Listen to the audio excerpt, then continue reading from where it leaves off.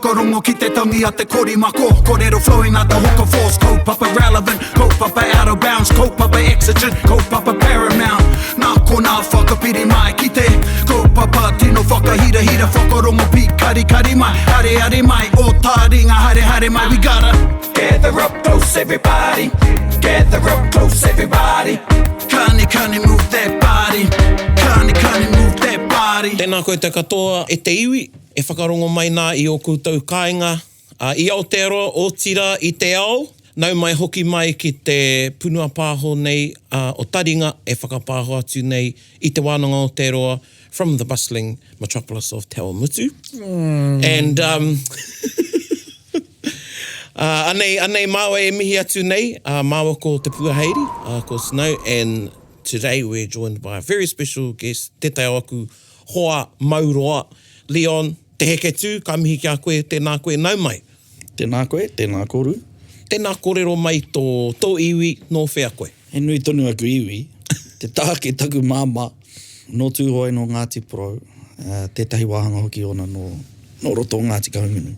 Taku pāpā, he whāngai anō hoki taku pāpā, engari kōna toto, no roto o Kahungunu, o te whānau apanui me Taranaki. Engari, ko ngā tīpuna i mōhio rā mātau, ngā mokopuna, nā rāua hoki i tō mātau pāpā i whāngai, no roto o konei, o Waikato nei, o tira no roto o Kāwhia, Ngāti Koura, Ngāti Wairere, Ngāti Whawhākia. Tana whaia, tōna pāpā no roto o te arawa, tūaurangi Ngāti Wāhiao, ngai te rangi. Tēnā koe, nau mai me o iwi maha. Tēnā koe Aotearoa. Ai. And I'm sure there's some listeners out there, koe nā no o rātau iwi koe tahi ko kōrero tiara e koe. Nō reira, e hoa e mihi ana kia koe. Mohea e tangata puku mahi koe. And e te iwi ko tā tātou kaupapa i te rānei is kupu. And we talk about an aspect of te reo Māori, it's around te reo Māori. Koe nā te kaupapa whānui ko te reo Māori, and we've covered things about like mihi and whaikōrero and all sorts of other kaupapa. And our kaupapa today is Whakawhiti reo. So it's about translation. We're going to be talking about translation. Te reo Māori ki te reo Pākehā and te reo Pākehā ki te reo Māori. But before we launch into our kaupapa, we're going to throw it over to te heke tū, e mana e kōrero mai a tā tātou kiwaha.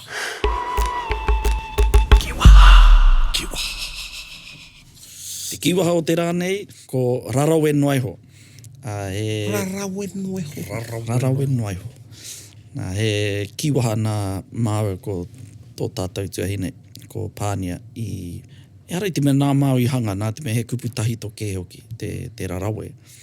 Engari nā māu i hahu mai, kia whitikina noa e te rā, hei whakamārama i te māmā noiho o tētahi āhuatanga, o tētahi mahi. Koera te tikanga o te rarawe noiho. Rarawe noiho. Easy as that. Easy as that. That's sort of like same as piece of cake. Piece of cake. Rarawe noiho. So I'm sure our kōrero is going to be rarawe noiho. Ai. Nō reira, e te iwi, koe nā tātātou kiwaha, rarawe noiho, add that to your puna kupu. Ai, get your tongue around it. Your puna kiwaha, I should say. And tirohia tā tātou whārangi pukamata. Kei reira nā kiwaha kua kōrero ketia, i roto i nā puna pāho ka maho eke nei.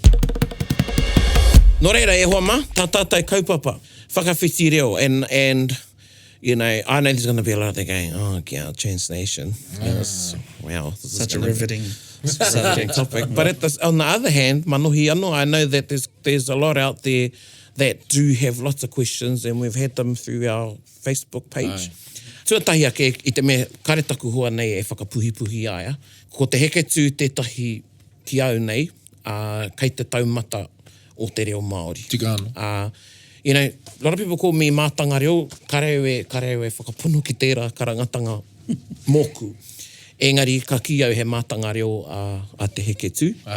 And he's somebody to aspire to for everybody. And we came to know one another i roto i nā manu kōrero many years ago. When we competed. Many, kiwa anō tēnā. Tika, and then we reconnected when he was teaching at Te Wānanga Aotearoa, i tērā wā. And then, since then, through te panekiretanga o te reo. And ko te heke tū tētahi o nā kaituruki. So he's one of the support tutors of te panekiritanga o te reo who supports himself and Pānia, along with myself and Pakake. But in respect of te reo Māori, him and Pānia are the left and right hand, I guess, of Sir Dr. Timoti Kāretu. Dr. Sir. Dr. Sir. So koe nā wana credentials, Yep. and whakawhiti reo is your bread and butter, niha? Pretty much, yeah. Most of my paid work is around translating. Give us an idea of some sort of things Yeah. that E you... rara we noi hon te mai, no? Yeah. No, it's not a piece of cake, but I've been fortunate to be a part of translating some of the documents around treaty settlements, government documents, and school NZQA examinations, and a whole plethora of kaupapa. Mena mea ngahau. Oh yeah, less ngahau than there are. Se pena, kua whakamauri koe e tahi o nā Paki Waituhi, some cartoons. Yes. Eh? Oh, yeah. Yeah. Sorry, I'm thinking of translating as opposed to interpreting. Yeah, translating cartoons, te puka, etahi puka, te puka rangi. So how did that type of work come to you? Or was it something you pursued, or was it a natural progression? Good question. I can't remember. I think it just sort of started somewhere, and then it sort of snowballed into more work coming from that area. Did someone go, translate this, and then they said, you're pretty good at this? You're like, all right, pay me then. Rara we noi hona tēnā. No, I don't know where it started, but I do remember one of the earliest translation works I did was with Pānia's Ako. Right. It's a series. Ako series. Yeah. The Yeah. On Kiwaha Whakata section. Māori. Yeah, Right. yeah. Yeah, you can I watch can't that. You can remember, still look that up too. Te iwi, Ako whakarongo mai, no? series. Yeah, the Ako series. I think I forgot to say that, ko te tai o mahi hea huri haereki nā kura reo, ko tātou. And usually that's what you teach at kura reo, is whakawhiti reo. Yeah, and that was also another sort of change. When I first started at Kurero, it was grammar. I got switched to the whakamaori. Well, I think that's because no one else wanted it. Tēnā So koe. and so I was left with it. Usually the situation is... So you talked about translating cartoons and settlement documents. Yeah. So there must be those are two extremes. So how do you maintain, say something of a cartoon, which is something that's funny or entertaining, how do you maintain that type of those nuances within te reo? What's the key for a translation or an interpreter? Yeah, well, it's important to have a broad understanding of the language so that you're not just someone who can only translate formal documents. You've got to have understanding of both formal and informal vernacular, or conversations and vocab and idioms and things like that. Otherwise, you run the risk of not being able to translate certain things because your language doesn't allow you to do that.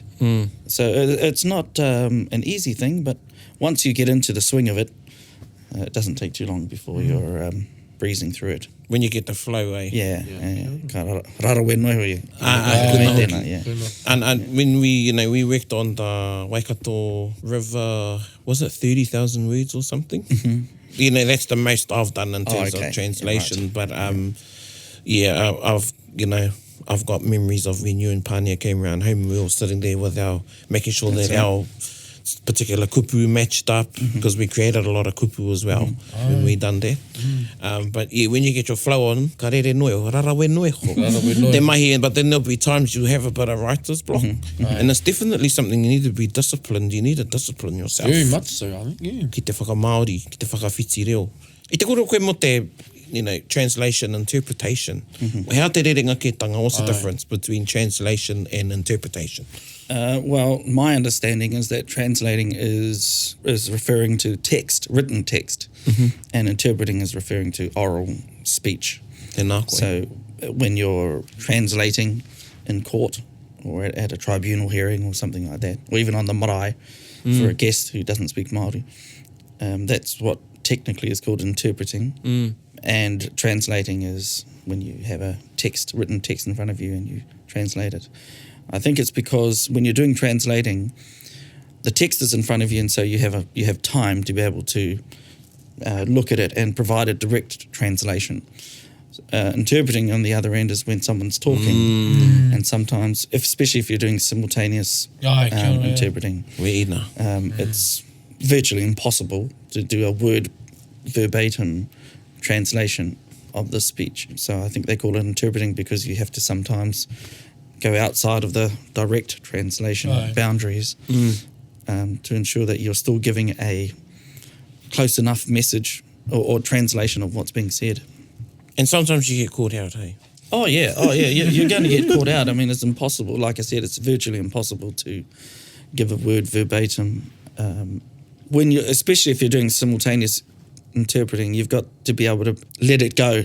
Yeah. Sometimes it can occupy your mind. Yeah. I've stuffed up. Their phrases.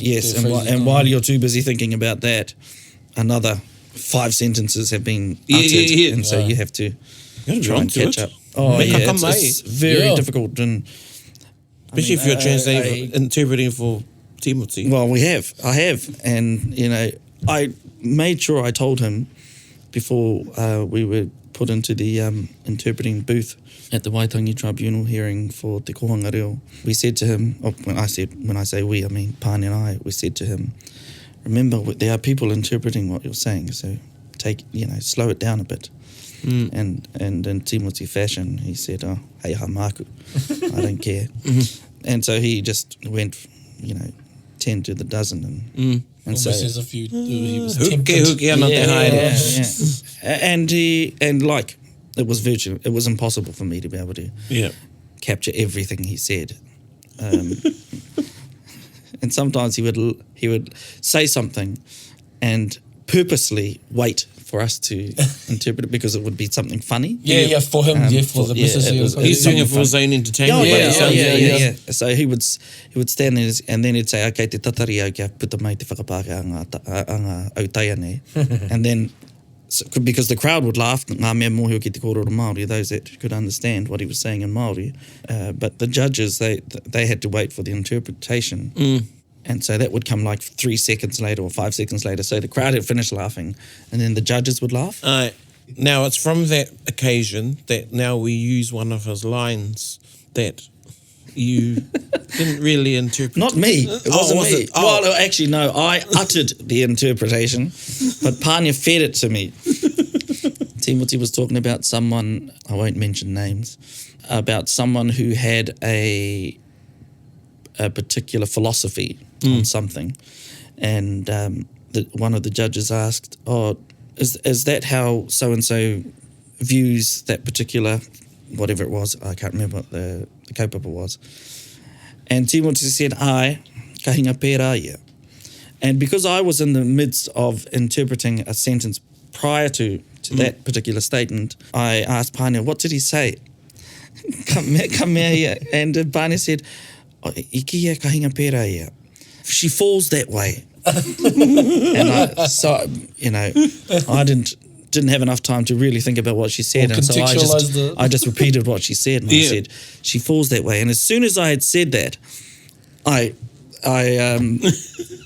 was startled, and I looked at it and I said, "Kao ke te." But it was too late; it had already gone out. And so, if you get stuck with something and think, "Oh no, I've got to correct that," then you will have missed another 2 or 3 sentences, and you'll always be behind the 8 ball. So in that instance, that ka hinga pērā was the literal translation. Really, he was using it in like a kiwa haniha. Yeah. He was so the interpretation of that ka hinga pērā was meant to be... Oh, God. Was inclined that way? She's that way inclined. Yeah. Ka hinga pērā ia. Wa nā tērā mahi, ka whakamahi tātou I tērā kōrero. Yeah, we do. So you were talking about the box before before I asked the question, the difference between translation and interpretation, and then you said you got a bit more license to move out of the box, and that box you'd use or have when you're translating. So what is that box? What are the values and your values and principles when you're translating to guide you? Yeah, well, when doing my translating license, one of the key messages that was drummed into us was don't omit anything that's in front of you. So don't leave something out purposefully anyway. And don't embellish something. So sometimes we can, especially with the treaty settlements, sometimes, the emotions can get to you. Yes. And you'll see something and you think, oh, what, the injustices that were dealt upon our people. And you want to add something that you drive it in. Yeah, to drive something in to say how badly our people were treated or something like that. But your job as a translator is to only translate what's on the paper, not what you would like to be on the paper. Tēnā koe. So one of the principles, I suppose, of translation is don't omit anything and don't add anything to what's in front of you. It's important to look at the context of the text. Te horopaki. Te horopaki, yeah. Horopaki, context. And the genre, the mood, all those types of things. So, how you would translate a legal document is going to be totally different to how you would translate a cartoon. So you wouldn't use the same language, you wouldn't use the same tone, you wouldn't use the same structures and the same expressions. Yeah, it's those are the things too. Another really key thing I really want to emphasize is having your work proofread. Kia ora. It's pretty, you have to be pretty arrogant to think that you don't make any mistakes. So it's really important. Obviously there are going to be times when you don't have the time to get it proofread if it's a really an urgent translation and they need it within an hour or so. Sometimes you won't be able to get that, but when you do have the time and the means, then you should get your work proofread. Tēnā koe. Yeah, by someone who you trust. Yeah. By someone you trust. So you has the eye for detail. Has an eye for detail and also has the capability to do the work. So within, say, you do court translations or settlement translations, do you come across words in which you have to create new Māori words? Oh yeah, absolutely. That's not a daily thing, but it's a recurring thing. Right. Having to translate new concepts, new ideas, new words, new expressions, because they weren't expressions in the days of our ancestors. We have to find something that still captures a Māori essence, but also is relevant to the expression being translated. Aye. And so how does one translate, say, a word into a Pākehā word into a Māori word? Is there a formula in which one must follow? Or do you try and maintain, I guess you try and maintain the whakaaro Māori neha? Yeah, koenei e mēnei, the essence, the Māori essence, koenei te whakaaro, te wairua Māori pēr. Yeah, You can go down two paths. One path is just to get the phonetics of the word, and like our ancestors did with a lot of Pākehā words, like ero prena, and tepu for table, etc. Or you can go down the other path of looking at the word, the context of the word, what it means, what its purpose is, how it's used, etc., and grab Māori words that represent those things, like rorohiko, for example, which is a good example. That an electric brain is, for me, is a very good way of capturing what a computer is. It reminds me of Hopureo. Yeah. Reminds me of the exercise we did with Hemi Kelly about an instrument in which it can freeze and also cook kai. Oh, that's right. I forgot what that was called. Yeah. Yeah, because you're probably never ever going to have one. Yeah. We'll ever need one.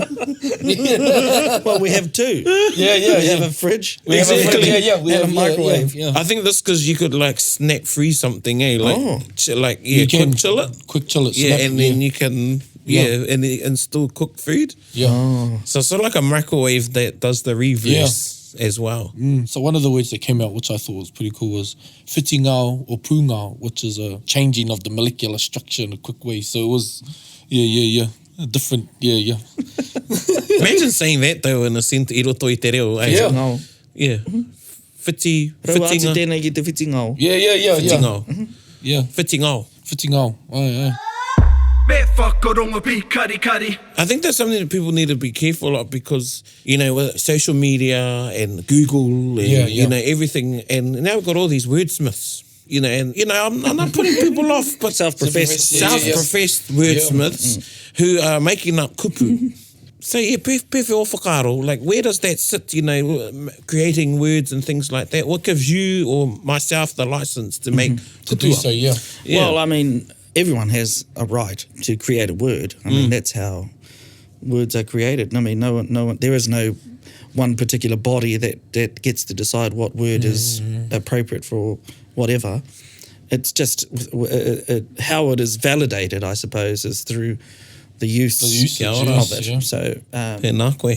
if the motu decides, we like that word, then that becomes the valid word, I suppose, for that particular thing. So, like a haui for selfie. Yeah. I mean, I personally despise the word ahaui. I think Because one, it just didn't sound Māori. Two, it doesn't truly capture what a selfie is. Because a selfie isn't always Yourself. me. And the It isn't always me. Yeah. Or on my own. It's sometimes a selfie is me with others. And so it's not about me. And I think whoever heard the word thought that's what it meant. It was about me, but it's not about me. Sometimes it's about being with others and capturing. So others it's a on your photo. mataui. Mātaui. Well, if there's more than two, Yeah. And so that was I didn't like that personally, and I think some people picked it up. But I don't think it's very much used now. I haven't heard. To your relief, it's been gone. Much to my Haro relief. re, rangitahi. And people bring it up now and again. I think more as a joke than. Yeah, I think so. I Yeah. think now it's sort of yeah. So we say hoi hā tā tātou kupu mo te selfie. Ko te kupu a te hau mihiata me taku pai ki te rā kupu ana, ko te kiri āhua. So kiri being self, and āhua being photo from whakāhua. It's a compound word of kiri and whakāhua and truncated to kiri āhua. So while we're on whakāhua, because I've had this discussion with people, and I said to them, stop saying tangohia he whakāhua. Or tango whakāhua. So this is following the, this is whakaro Pākehā. So tango whakāhua, take a picture.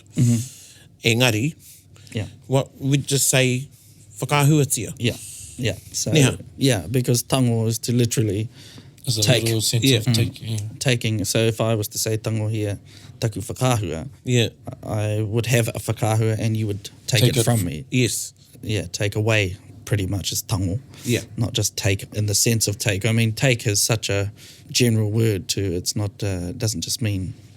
Yeah. Given its meaning and context. Yeah. So take a photo is just whakāhua. And so you would say, can you take a photo of me, māua hau e whakāhua? Yeah. Not māua e tango whakāhua. What about some of these translations, like, they're quite funny. People have a go at saying something and it's not putting people down. Yeah. But, just have a little chuckle about them. Yeah. Like, I'm feeling down. Yes. Kei te whāwhā ki raro. Kei te Yeah. whāwhā ki raro. Okay. Yeah. I'm feeling down. Kei te whawhai Yeah. Well, I need pia kei te mā te wairo o te whakawhiu. I'm feeling down. I'm feeling down. Kei te whāwhā ki raro. I'm feeling down. Oh, kei te whāwhā ki raro. What? Yeah, I mean, but again, that comes down to the understanding of the person or their lack thereof regarding te reo. And see, and that's a common thing amongst learners of te reo, is that you might give them something to translate and they'll look at the first word in the dictionary and just grab that. So like, for example, feeling, whāwhā. It's a, It's a totally different feeling. Pehea tō, you know, would you say, oh, pewhia tō whāwha? Pehea tō whāwha, How you feeling? How you feeling? That's right. Yeah. Well, pending it could be right, you know. Yeah, well, depending, yeah. It could be in a howie. Yeah. But those are the sort of things because sometimes if you put te reo into Google Translate and vice versa, you get this whaka-Māori or whakapākehā that's like way off. Yeah. And something like this, ne? So don't go to Google Translate. Yeah. They haven't the algorithm yet. And because it's, like again, because they may have entered a word into the database that they have that says this is the word for feelings. And so, you know, they've just randomly selected a word for feelings, and then you end up with things like, you know, kei te whāwhau ki raro, I'm feeling down. Yeah. I had the same chuckle to myself when translating on the weekend. I think it was me hu, as in one should be passionate. And I went and looked for a synonym, and I come up with covetous.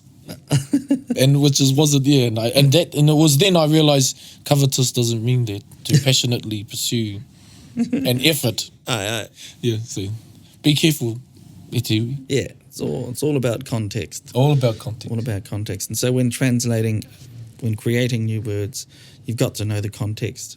Otherwise you could end up saying something that isn't either relevant to what's being said or isn't appropriate.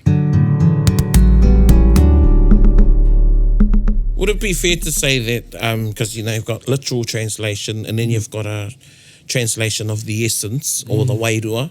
Would it be fair to translation? say... Yeah, a loose translation. Would it be fair to say you'd exercise the literal translation more so than the loose translation? Or are there times when you deem, actually, I'm going to he pai ake te whaka-Māori i te wairua o te kōrero. Kaua kupu nei. Yeah, most of the work that I do is literal translation. And even in kōrero stuff, I notice that a lot of people, when translating, do a lot of loose translations. Right. When they should be more direct translations. And then you have, some people just don't know when to, when to have loose translation and when to have direct translation. But that's because they're probably not in the field of translation. Sometimes they can get too far airy-fairy. Yes. And so loose that, there are no boundaries at all. Right. And then they don't know the reader or the... Yeah, can't understand what they're talking about. Yeah. Because in the mind of the person who's put that translation down, they know what they're talking about. Yeah. No one else does. Yeah. And so if you have to give a whole big spiel about what your translation means, yes, I mean that should be you the clue to you. You've missed the point of your aim. You need someone to translate what you're... you need someone else to translate yours or interpret yours. Yeah. I think te kōrero rā e kōrero ana koe ki Otaki. One, a few classes talked about was a scene out of one of the movies. Yeah. It's going to be a... Or Bumpy Night. It's going to be a bumpy night. Yeah. Fasten your seatbelt. It's going to be a bumpy night. Yeah. Yeah, so it's not fasten your seatbelt, it's going to be a bumpy ride. No. It's going to be a bumpy night. And they were sort of having a bit of a chuckle about some of the things they came up with. Yeah. Or even you can't handle the truth, from a few good men. Some people, would say, ka re tae koe te pupuri. Right. See, so that's following following the literal translation. Yeah. So that's a reverse, ne? Yeah, or that's more of a Or te whāwha, te whakare te whāwha, te pō. So how tō whakamāori, what's your, you couldn't handle the truth. Ka whati tō tuara I te pono. Ne? Right. Ka whakaru tō upoko, meaning, the truth is too much for you. Yeah. What is your opinion on, so people are quick to look at, say, a word like marae. Is it right to say, for people to interpret as such, okay, so ma is clear and rai is your... Is that right to do that? Because a lot of that goes on. I'm actually I'm critical of that. I don't think that's right because even word has its own modi and such. Yeah, I think there's somewhere, like when you've got a conjunction or you've got a, you know that there's definitely two words in there. Yes, mohi au whakaaro, whakaaro, Yeah. you know, engari, some of the other ones, and they come up with these, you know, airy-fairy. Yeah. Well, I mean, like I said, everyone has the right to have, you know, to have their own theory for every word. And because I can't verify where the word originated, I mean, personally, I'm probably hooray. on your Hooray. on your waka. I mean, I don't think marae is ma and rai, just like kaumātua isn't ko and ma and tua. Yeah, kia ora, kia ora. But that's my own personal thought. Yeah. I can't say that someone else is wrong because I didn't create the word, so Yeah. I can't Yeah. tell. And I think it's probably their way of finding an interpretation of it. I guess, yeah. And Yeah, this is the etymology, ne? Etymology. O te whakapapo Yeah. te kupu. Aye, Etymology. And so Yeah. that's their version, and all powers to them. Yeah. Yeah, talking about powers, like Māori is one, and I had this discussion with Wharehuia, and ko tāna, you know, kei goes, wow, he can say, oh, I ki mai tētahi, you know, ko te mau I te ri. And he says, well, what if it's mā uri, Aye. or mā uri? Ko And te same whea. as wairua. Yes. Yeah, yeah. Some say it's e rua ngā wai. Yeah. But what about te wā I rua? Yeah. Right. You know, all those types of things. I mean, What about mā? Mā. Rere ko te I tērā wā, and ki tau te māramatanga, mā. mā. But you're right, me, you know, harai te mea, you know, you can't validate, and you can't, so, ko tērā ki tāna, ko tērā ki tāna. aye, Yeah, aye. Now, going back a bit, I te kōrero tātou mo te, it's that expression, the truth, you can't handle the truth. And it sort of goes into a question I want to, or something to talk about, is the translation, because when we're teaching kiwaha at Kurereo or anywhere, people try and translate a kiwaha, and they get really, really hung up. Yeah. Or and you know, they need to know, why doesn't the kiwaha follow a literal translation? Yeah. Like things like ka mau te wehi and wehe ana I te reka reka, and you know, Rara we noiho. yeah. So you know, how o kōrero ki tērā hunga when it comes to kiwaha. yeah. Sometimes we can get too wrapped up in the word Yes. instead of looking further at the context of what something means. And I mean, idioms, kiwaha, that they don't fit within yeah. they don't fit within the parameters of grammar. Kia ora. So I mean that's in every language, not Kia ora. just in Aye. te reo Pākehā me te reo Māori. So you have to be able to separate kiwaha from wetereo or idiomatic expressions from grammar, and don't mingle them in the same Yeah. in the same category. Because I mean, even in English, for example, you know, it's raining cats and dogs. I mean, that has no cats and dogs has no relevance to heavy rain, you know. But if you hear that expression, no one who knows how to speak English is going to wonder whether there are Yeah. cats and dogs raining from the sky. Or a piece of cake. Yeah. Oh, Yeah. that's a piece of cake. That's a piece of cake, yeah. Well, I kua remember- taka te kapa is one. Yeah. Why I find kua taka te kapa interesting Yes. is it is now an English kiwaha that is out of date, and this generation doesn't use, I haven't heard anyone say kua taka, the penny is dropped. Yeah. But he nui a tātou tamariki, rangatahi, you know, ngā whakareanga that use kua taka te kapa, as a kiwaha koutakare mohe, which means, you know, the light went on. And Kua hina tore. yeah, kua hina. And hina tore now is one that rangi mātamu is being pushing, Aye. instead of kua taka te kapa. So you say to a lot, how te tikanga kua taka te kapa? And now they'll say, oh, it means this. And then if you say to them, and it's been at Kurereo, I've said, oh, well, it comes from the kiwaha, the penny is dropped. And everyone's like, huh?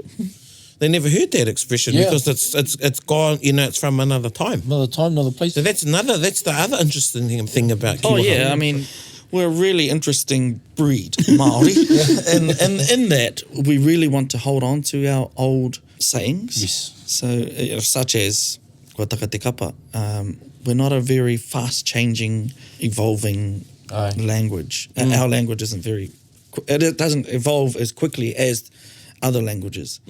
And I think that's because we're trying to, at the moment, we're just trying to revitalise the language. Revitalise, yes. So we're not in the evolving period, I suppose, yet. And so we're just trying to grab everything we can and hold on to it. But, I think we need to keep making sure the language evolves, otherwise we'll keep getting stuck in time. A language will be stuck in time. I mean, Kotaka Te Kapa is, 60, 70 years old. Even Raining Cats and Dogs, there's stories of when... Yeah, I mean, no one of our generation says it's raining cats and dogs or anymore. throwing the baby up with the bathwater. Yeah, all those types of things. You know, the language needs to evolve to ensure that we're current. Otherwise, we end up. And I think that's a reason why a lot of our young ones sort of turn away from the reo. Yeah.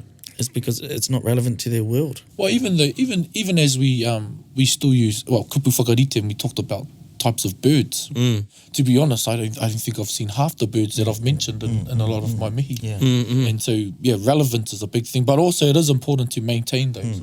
So instead of, saying te manu arataki i te kāhui, because you grew up with Sesame Street and you idolised Big Bird, next time you mihi ki te ranga. Te kōwhai, tū tonu mai. Te piki manu. Te piki manu.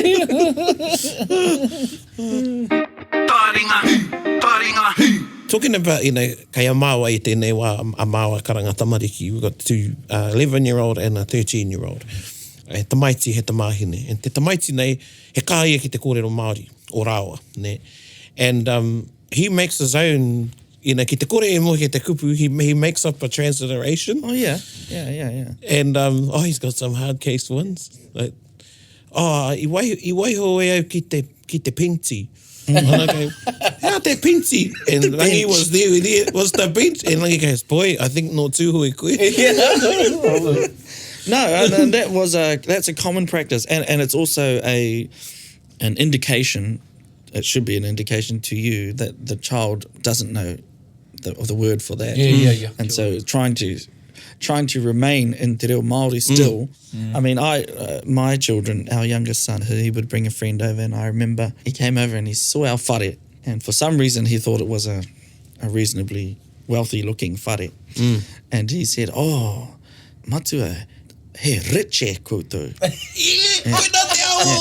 He riche koutou. And I cracked up laughing, and I thought, I me mihi ki te rā tamaiti, because he still managed to get the correct structure of the language, but just, the one word he didn't know in Māori. And that's something our like... Oh, yeah, our tūpuna did all the time. Yeah, and I always remember the first time I heard English word being pacified. Yes. And was te teo mātou korau, tino korau nei, and he's telling me, yes, boy, I open ngia tēnei whare, and you hear it a lot. Yeah. Takukui, I remember one of my mother's aunties, they were singing a song, and ka mea takukui ki taku māma. E tu e ko, action here mai ngā ringa. Ai. Yeah. Te whakaofingia te raiti. Yeah, whakaonhia, whakaofingia. Yeah. Hey, Gad. Those are different. Where does that sit though? Like, I roto i o whakaro, where does that sit in, kei te kōrero tātai mo te evolution o te reo Māori, and that's a part of it. Yeah. It's got to be. Yeah. People are still trying to communicate. They're following a Māori. So is it Pidgin Māori? Ko te Pidgin Māori tērā he arawa rānei? It would be some type of Pidgin Māori. Well, Sure Marika ni. But I mean, I remember having a conversation with a Japanese friend of mine who taught Japanese, and he said that in their language they do a lot of that in Japanese, because for them it's not so much about the word; it's about ensuring that the structure of the language remains the same. Tēnā koe. Yeah. So you do hear. You're right. Ka rongo i nā hapa ni he kōrero ana. Kareha ki harātau. Kena hotonu ko nā kupu Pākehā nei. You hear it. Yeah, and if we refer to the example of that particular device that freezes and cooks at the same time, whatever the name of that device was, you would just put it in the sentence and you just say the English word for it. English word. No. I believe the French language is such as that they don't create new words for things. So the computer in French is computer. Right. Okay. Yeah. I mean, I would rather someone still give me a good structure rather than have every word in Māori. Right. Obviously, in the ideal word, you would have a Māori word for that particular device. But, I would rather them be able to give me a well-structured sentence With with one English word because they don't know the Māori word for it, than to have some gobbledygook. A ruined sentence and the correct word. Yeah, with a correct Māori word. I mean, a whawhakiraro. Yeah, a whawhakiraro. That's a classic example. So what is, how te kupu Māori mo bench? Pai. Te pai? Yeah. Pai kai. Pai kai, kei te aho te momo bench. Yeah. Oh, well, yeah, māro mati ki te. Yeah. Now, I wanted to, e pirangi te kōrero, because I always get asked a lot, what does my name mean? Or people that are finding, and I caution my whānau and friends when they're making their babies' names up. Aye. And, and we've talked about, te mutinga iho, at the end of the day, it's up to them because they're going to name that child. But, what is our advice to people that are making up babies' names?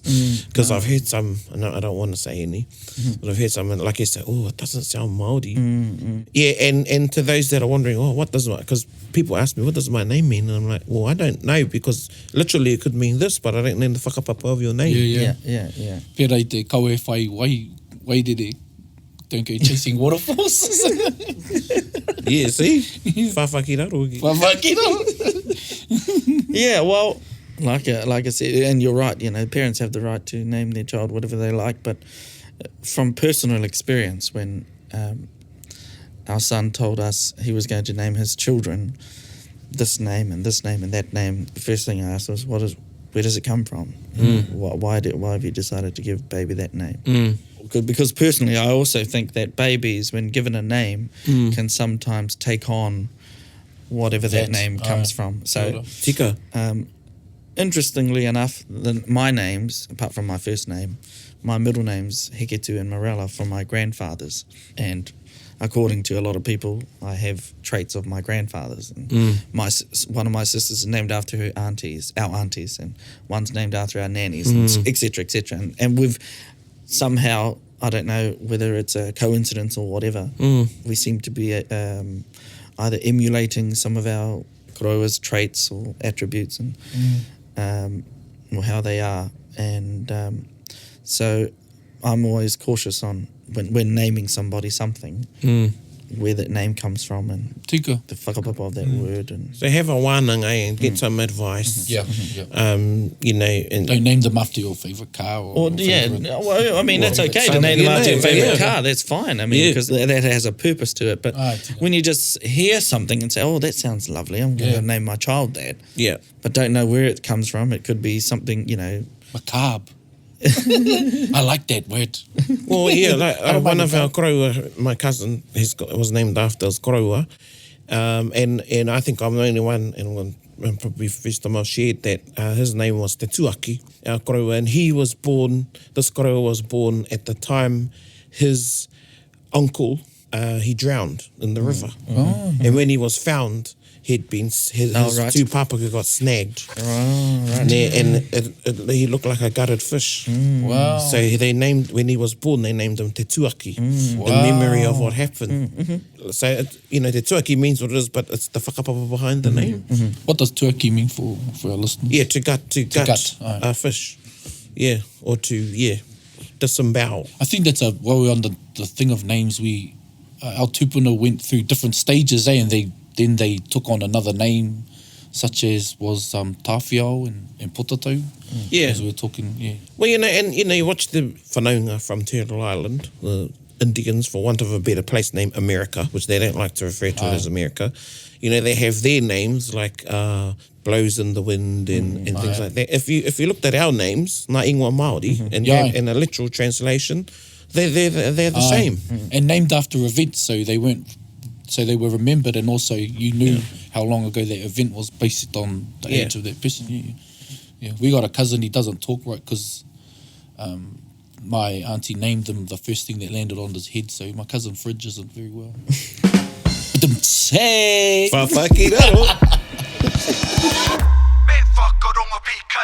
No reire, kei whakakapu ake, what is your advice ki te hunga e hihi ana ki te whai I tēnei huarahi? To be a translator? E aho kōrero aki a rātai, me ngā kōrero āwhina a rātai. It's important to have a very broad understanding of the language and right across the spectrum as well, not just grammar, not just be a good grammarian and know your grammar back to front, but also knowing idioms, knowing proverbs, knowing tribal expressions. It's important to have a broad knowledge of the reo if you're wanting to do translation. It's not just, I have a degree in te reo Māori and so I'm ready to do translation. You have to have had exposure to a lot of different types of language and different genres. And it's something that you have to be disciplined to do. You can't let your emotions guide you in translating as much as you want to. It's not a difficult thing to do if you're disciplined and you're passionate about doing it, not covetous. My advice to those that want to do translation is go and expose yourself to as many different real environments as possible so that you're familiar with other types of language apart from that you may already know. Get some good books that may have a translated version of, such as what's Hemi's one? Sleep Standing? Something like that. And then, so you can get an idea of, how things should be translated or could be translated. Watching Māori television. Mō tētea? Yep, Mō mō tētea, tētea. Ngā mō tētea. Those are very... Te paipera? Whewhia te paipera? Yep, he rawe te paipera. Kei reira e tahi tauira pai. Yeah, and kiwaha. So broad knowledge of kiwaha as well. Broad knowledge of idiom. Yeah, also, and we must acknowledge the work of Pania. I have a few of the children books that she translated, Kui Te Kiwi series, and I saw the English. Yeah, I saw the and English. I edited those. Yeah, and those I appreciate could those. see how much of an effort it took because to maintain the nuances that the English version had. So yeah. It's really those cartoons were people think it's he reo tamariki so that it's easy. Yeah. But that was probably the hardest. It would, I've I ever could had, because imagine you so. have so many, like SpongeBob. There's so many things that are just totally contextually and culturally foreign to Māori. Lighting a fire in the water. Not only is it culturally foreign, but it's just And just then nonsensical. the show has its own idioms and kiwaha. And having fish talk. Because one of the sentences was, ask that man over there, but it was a fish. So you wouldn't say pātaihia tērā tangata I korā. Because tangata is not. It wasn't a tangata. It wasn't was a fish. tangata. It wasn't a So all those types of things, and I was constantly having linguistic battles in my mind, or cultural battles in my mind. Thinking, how can I translate that? Because in Māori, they will hear the word tangata and see the fish on the screen. So there's going to be a clash there. O kei pēnei mai koutou e te iwi, he rarawe noi ho. Ai.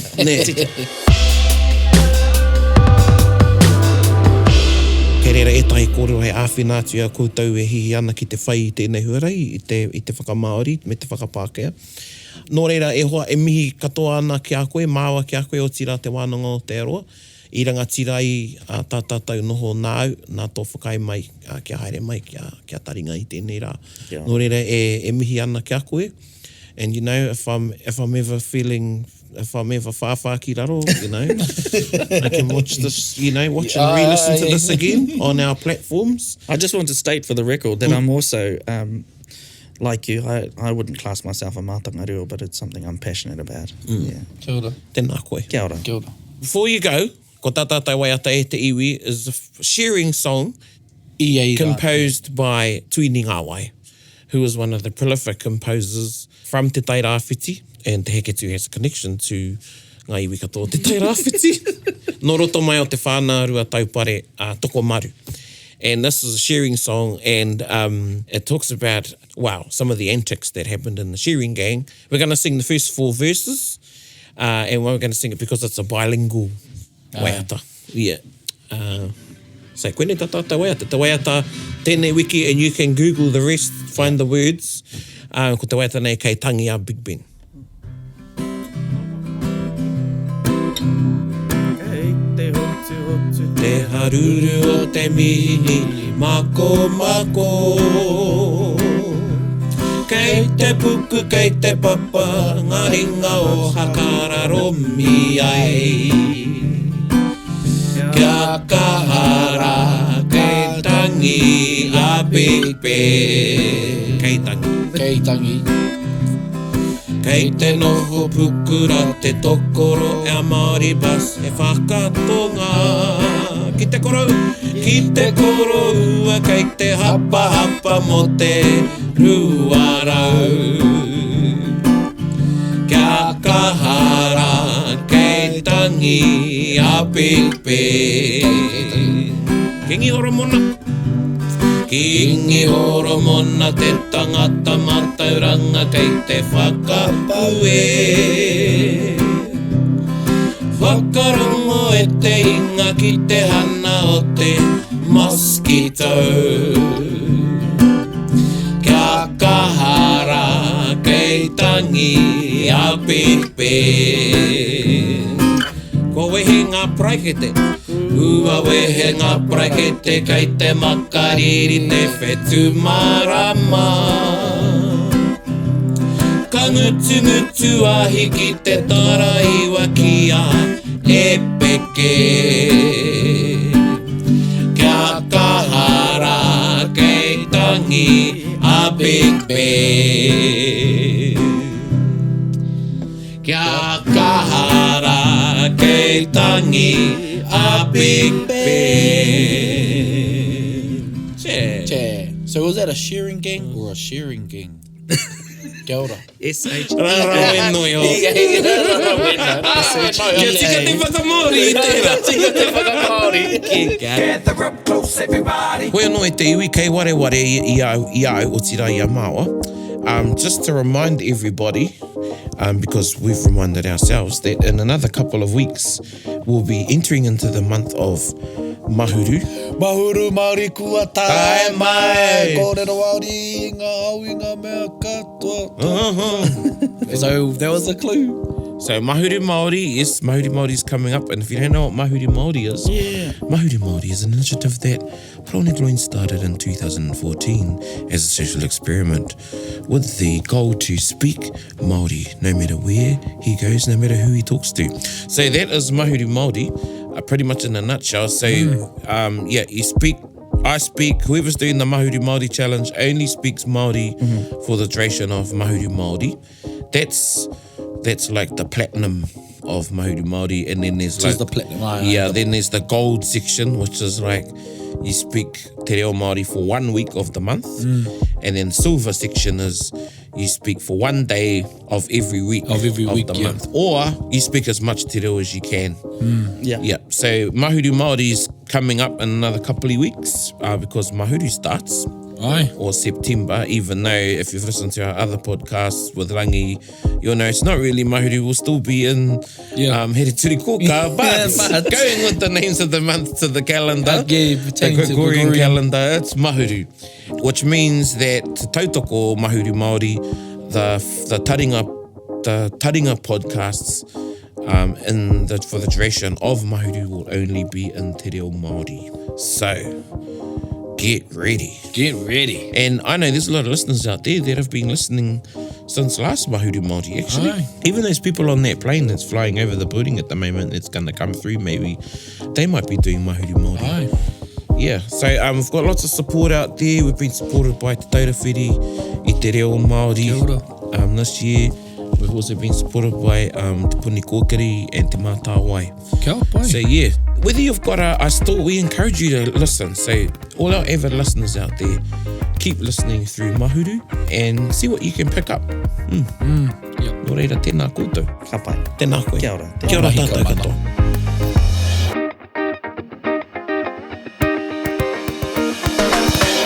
Bit whakaronga pi kari kari. Gather up close, everybody, buddy. Taringa. Yeah, tahuri mai ki o. Whakarongo ki te tangi a te korimako. Kōrero flowing out the hook of force. Kaupapa relevant, kaupapa out of bounds. Kaupapa exigent, kaupapa paramount. Nā ko nā whakapiri mai ki te kaupapa tino whakahira hira. Whakarongo pi kari. kari kari mai, hare hare mai, o Taringa, hare hare mai. We gotta gather up close, everybody. Gather up close, everybody. Kani kani move that body. Kani kani move that body. Taringa, brought to you by Te Wānanga o Aotearoa. To listen to more episodes, search for us on your podcast app and subscribe. Taringa, whakarongo mai.